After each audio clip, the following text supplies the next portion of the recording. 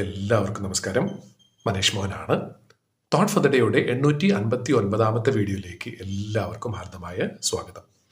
ഇന്നും സംസാരിക്കാൻ പോകുന്നത് പ്രസിദ്ധനായ ഇന്ത്യൻ എഴുത്തുകാരനായ ഡോക്ടർ രാധാകൃഷ്ണൻ പിള്ളൈ എഴുതിയ ദ സ്പോക്ക് ചാണക്യ എന്ന പുസ്തകത്തിന്റെ 189 പോയിന്റിനെ കുറിച്ചാണ്.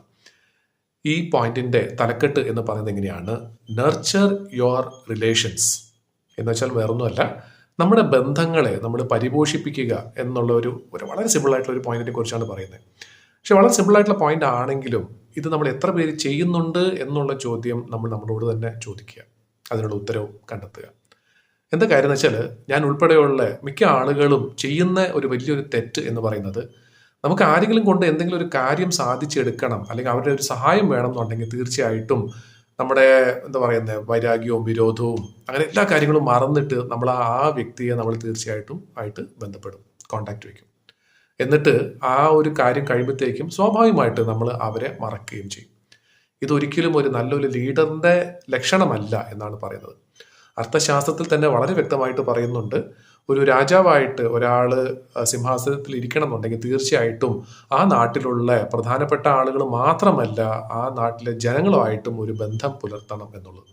അതുകൊണ്ടാണ് പണ്ടത്തെ കാലത്തൊക്കെ രാജാക്കന്മാരെ ഇടയ്ക്ക് അവരുടെ പ്രജകളെ കാണാൻ പോകുന്നതും അതേപോലെ തന്നെ ഇടയ്ക്ക് സഭ കൂടുന്നതൊക്കെ അതിനൊക്കെ വേണ്ടിയിട്ട് തന്നെയാണ്. എന്താണ് അവരുടെ പ്രശ്നങ്ങൾ എന്നുള്ളത് മനസ്സിലാക്കാനും അതിന് വേണ്ട ഒരു പരിഹാരം ചെയ്തു കൊടുക്കുക എന്നുള്ള ഉദ്ദേശത്തോടു കൂടിയാണ്. എന്ന് പറഞ്ഞ പോലെ നമ്മൾ ശരിക്കും പറഞ്ഞാൽ നമ്മുടെ സുഹൃത്തുക്കളാണെങ്കിലും നമ്മുടെ ബന്ധുക്കളാണെങ്കിലും എല്ലാവരുമായിട്ടും ഇടയ്ക്ക് എപ്പോഴെങ്കിലും ഒന്ന് ഒരു കോണ്ടാക്റ്റിൽ ഇരിക്കുക എന്നുള്ള വളരെ സിമ്പിളായിട്ടുള്ള ഒരു കാര്യമാണ് ഇവിടെ പറയുന്നത്. കാര്യം എന്ന് വെച്ചാൽ, ഇവിടെ പറയുന്ന 2 കാര്യങ്ങളുണ്ട്. അതിൻ്റെ ഒരു കാരണം പറയുകയാണെങ്കിൽ, ഒന്ന്, നമുക്ക് എപ്പോഴാണ് ആ ആളുകളെ കൊണ്ട് വീണ്ടും ആവശ്യം വരുന്ന എന്ന് നമുക്ക് അറിയാൻ പറ്റില്ല. അപ്പോൾ ഒരിക്കൽ അവരെ കൊണ്ട് ഒരു കാര്യം ചെയ്യിച്ചു, അതിനുശേഷം അവരെ അപ്പാടെ മറക്കുകയാണെന്നുണ്ടെങ്കിൽ രണ്ടാമത് നമ്മൾ വീണ്ടും അവരോട് ചെല്ലുമ്പോഴത്തേക്കും അവർ ഒരു കാരണവശാലും നമ്മളെ സപ്പോർട്ട് ചെയ്യില്ല എന്നുള്ളത് നമുക്ക് എല്ലാവർക്കും അറിയുന്ന ഒരു കാര്യമാണ്. പിന്നെ അതേപോലെ മറ്റൊരു പ്രധാനപ്പെട്ട കാര്യം പറയുന്നത് എന്താണെന്ന് വെച്ചാൽ, നമ്മളും ശരിക്കും പറഞ്ഞാൽ അതേ ആളുകൾ അവർക്ക് നമ്മളെ കൊണ്ടും ചിലപ്പം ഒരു സഹായം വേണ്ടി വന്നേക്കാം.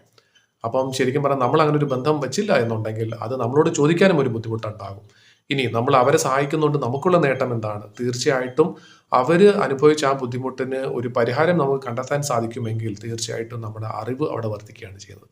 അപ്പോൾ എന്തുകൊണ്ടും നമുക്കാണെങ്കിലും അവർക്കാണെങ്കിലും പ്രയോജനം മാത്രമുള്ള കാര്യമാണ് നമ്മുടെ ബന്ധങ്ങളെ നല്ല രീതിയിൽ വെച്ച് പുലർത്തുക എന്നുള്ളത്.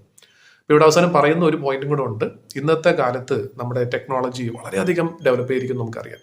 ഇപ്പം സോഷ്യൽ മീഡിയ അല്ലെങ്കിൽ വാട്സാപ്പ് ഇതുപോലുള്ള പല പല ആപ്ലിക്കേഷൻസിലൂടെയും നമുക്ക് നമ്മുടെ ചുറ്റുമുള്ള എവിടെ ഇരിക്കുന്ന ആളുകളാണെങ്കിലും അവരുമായിട്ട് നമുക്ക് ഒരു നല്ലൊരു രീതിയിൽ ബന്ധം വെച്ച് പുലർത്താവുന്നതാണ്.